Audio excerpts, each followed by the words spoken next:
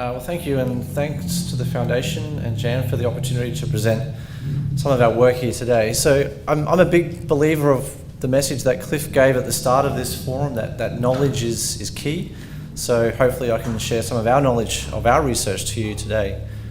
And it is a time for great hope for Huntington's disease. We heard quite nicely from Julie earlier on about the new antisense therapies that are emerging to reduce the amount of Huntington protein. That holds great promise. But you also heard that there's other aspects to this disease that are also potentially important in the pathology. And one focus of our research is on, I'll wake this up, the immune system. So we believe that the immune system contributes to this disease in many ways, and by potentially targeting aspects of the immune system that are driving potentially driving this disease, we can have adjunct therapies that might be useful in the future. Okay, so the immune system is something you all have. We all will be dead without an immune system. It's a very important component of our body that obviously protects us from infection and bacteria and viruses, for example. And it's necessary to drive a response, a mediated response, a targeted response against these pathogens to eliminate them and prevent future injury. Pathology. But it's also important in many other conditions, and you've all experienced this in many ways before. If you've ever injured yourself or sprained your ankle, or if you've had allergies, this is actually your immune system reacting to a non-pathogenic, a non-infectious stimulus to induce a response called inflammation. And this, in many cases, can actually lead to disease. So if you think of an example of arthritis, rheumatoid arthritis, it's where your immune system is actually attacking your joints, certain proteins, abnormal proteins in your joints, that leads to this swelling and inflammation that causes the pathology of rheumatoid arthritis. And certainly over the last decade and more, we're seeing more evidence of this in the research field, that it appears that the immune system is also being turned on in many of these so-called neurodegenerative diseases, and has certainly been seen for Huntington's disease as well. Oops. Okay, so this is just a picture showing what happens when the immune system is activated and you turn on this response called inflammation. So in this case, you have a little injury to the tissue, and you can get this reddening and swelling that can occur, which is due to immune cells, the white blood cells of your body infiltrating to that site of injury, and its role is really to prevent you from getting pathogens from gaining hold and causing an infection. Then it also initiates a repair response. But it can also happen in infection as well. And as I mentioned, this is a process that's believed to underpin many what we would generally refer to as inflammatory diseases. So inflammatory bowel disease, arthritis, asthma, psoriasis, dermatitis. There's a lot of inflammatory diseases in the population that really are underpinned by inflammation. But as I said, this process is now appearing to be present also in diseases of the brain. And that's the question for Huntington's disease. Okay, so if you think about how the immune system might be activated in the brains of people with Huntington's disease, you have to think about what's actually going on when people develop Huntington's disease. And one thing that occurs as the disease progresses is that your healthy neurons within the brain, within certain regions of the brain, begin to degenerate. And we all know that part of this is due to the build-up of the mutant Huntington protein, but there's also a trigger of other environmental factors and other unknown factors we don't yet know about that ultimately lead to the damage and death of these neurons in the brain. So a damaged and dying neuron will then secrete many factors, which will then initiate a response by the body, initiate the immune response. So dying neurons will release many cell fragments and cell debris in intracellular components that are not normally recognized or seen in the brain. And this will activate the immune system. But equally, we know about these protein aggregates that are formed in these neurons as well, these mutant Huntington proteins that form these clumps. And these clumps are also known to activate the immune system. And all of these processes will lead to activation of the immune system within the brain. So the Brain has its own immune system that's in some ways a little bit distinct from the white blood cell system of the blood, but these immune cells do many of the same functions. So they'll initiate initially a protective immune function to try to clear up the damage, which is really quite important early on. But the concept here is that as the disease progresses and this inflammation builds up and builds up, there's a contribution of this immune and inflammatory cascade that then further drives bystander injury to other neurons. And so the concept behind many therapies that target the immune system for these brain diseases is by blocking this immune cell activation in the brain, you may prevent further neuronal death and thereby slow the progression of the disease. And so the hope would be that using these therapies in combination with some of the new therapies that are emerging that will knock down Huntington, you might be able to have dramatic effects on the course of the disease. Okay, so before I move on to some of the focus of what we study in our lab, I wanted to also introduce the concept to you that these diseases that typically are associated with the brain, in certainly what we think about in Huntington's disease, are not just diseases of the brain. These mutant Huntington proteins found essentially within every cell of the body, and there's a lot of evidence coming out now that the peripheral immune system is also altered in patients with Huntington's disease. So there's evidence that the white blood cells, if you take white blood cells from patients with Huntington's disease, they react differently to how healthy white blood cells will react to various immune challenges. And it's unclear what this consequence of this is on the disease process, but it's certainly believed that this may play a role in the propagation of the disease. Okay, so now I want to introduce probably a new immune system that probably most of you haven't heard of before, and it's called the complement system.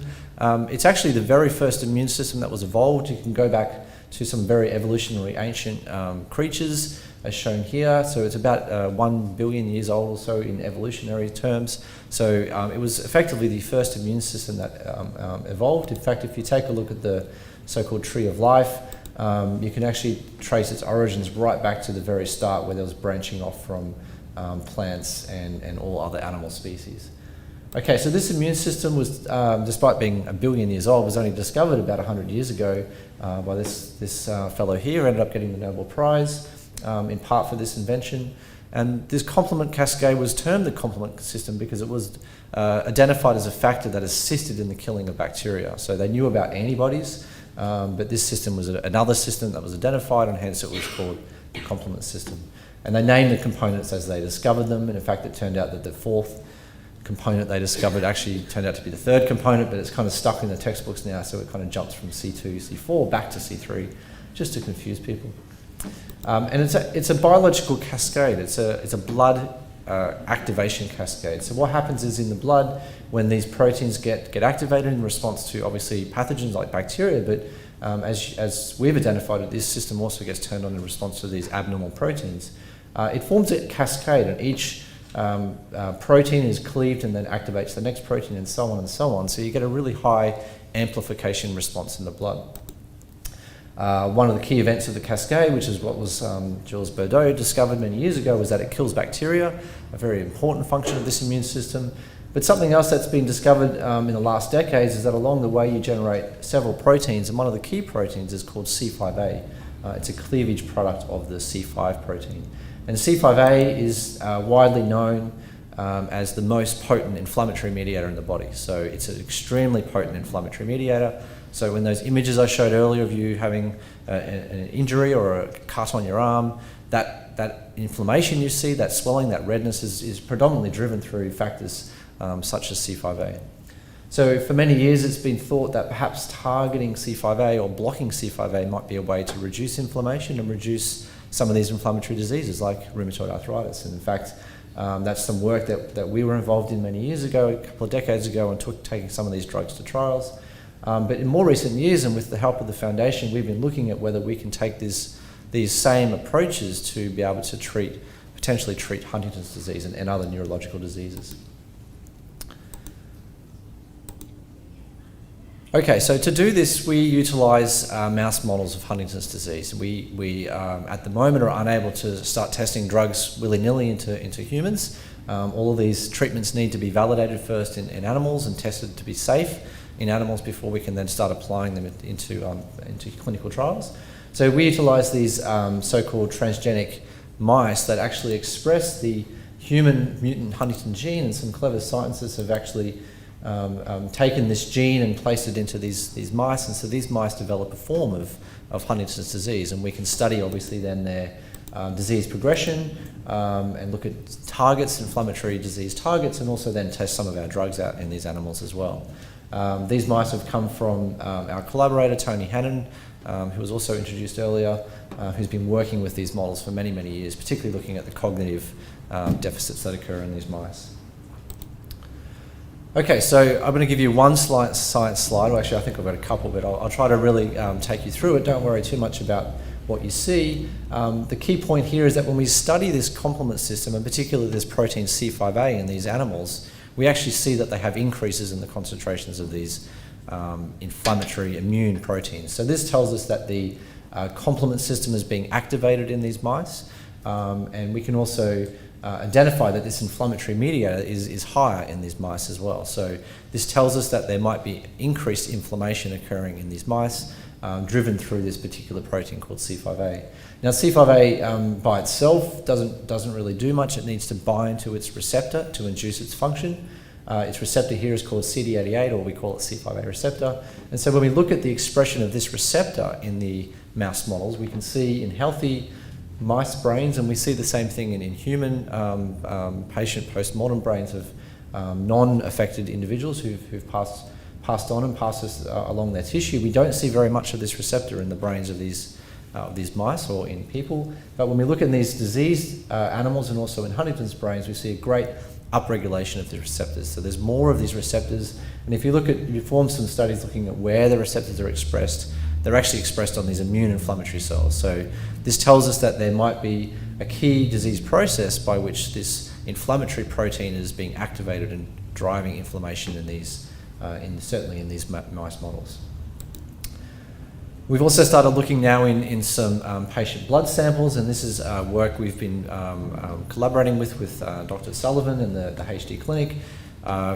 People may also know Susie, who's been also helping out with this work, along with everyone else in the clinic, collecting blood samples from affected individuals and also from healthy controls. And we can measure some of these inflammatory proteins. And one thing we're finding is that there's an increased signature of some of these inflammatory proteins in the blood of patients with Huntington's disease. So this comes back to some of the earlier information I provided around how there might be a peripheral, like a circulating blood component of inflammation in these patients. And this is something we're now tracking further in future studies. Okay, but coming back to some of the work that we do in our lab in developing new drugs to treat some of these diseases.